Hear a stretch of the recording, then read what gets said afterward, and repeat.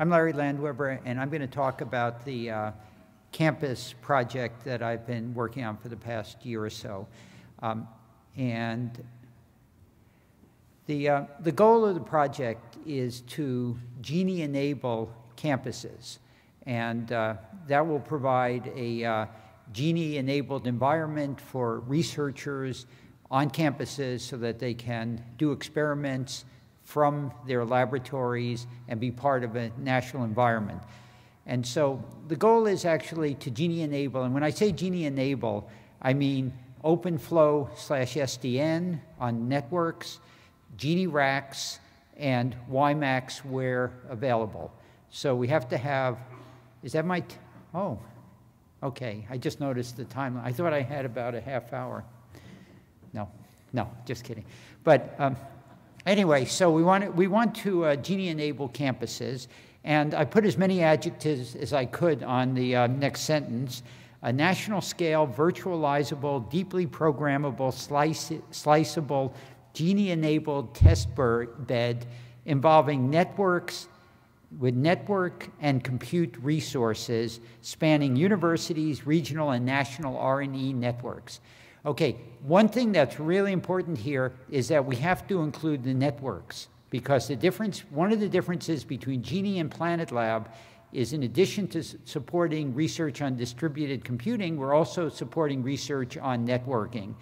So our networks also have to be Genie-enabled and support layer 2. And basically what we want for researchers is to have end-to-end layer 2 paths.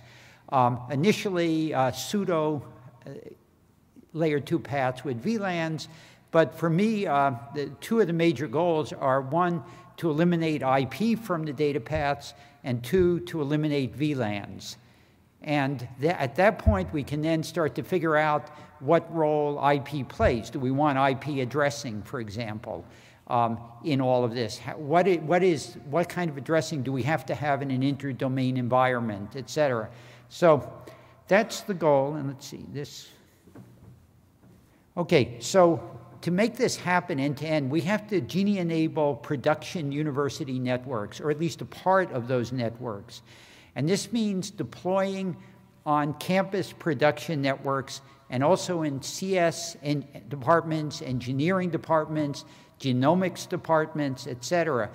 So that'll enable paths from the computer science laboratories out through the campuses, over the regional and national backbones, to other resources and other campuses, because we want a national scale environment. And for this to work, we have to have a partnership between Genie, the CIO organizations. It's not enough to deal with the researchers, but the researchers have to be involved as partners. And to accomplish that, well, what do we want for this? We want to support research in networking, distributed systems, and other disciplines. But to make it work, I deal with a lot of people in CIO organizations. We also have to demonstrate why this is of value beyond support for researchers.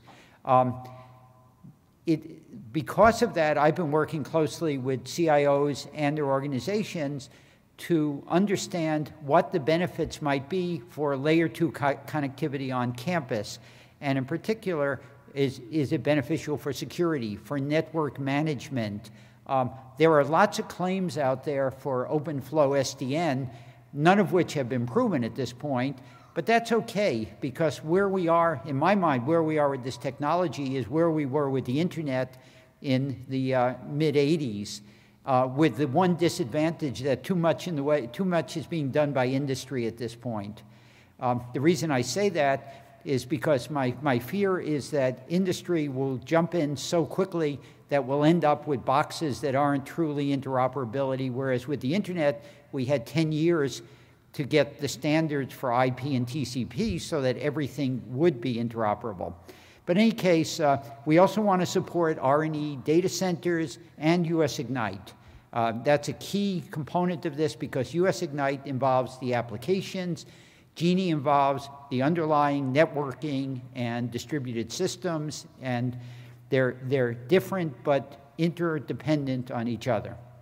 Okay, so I've organized 2 workshops, one in July 2011, one at the end of this week.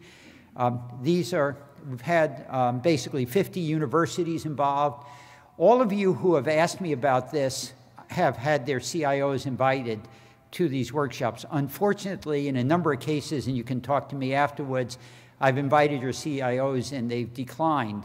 And that's okay, but it indicates that on some campuses we don't have the kind of cooperation yet that we need between the researchers and the CIOs. But we are at 50 universities that have participated, and this means their CIOs or deputy CIOs or CTOs have participated in a workshop, mentor visits, in some cases workshops for network engineers. And those have been the components of the project.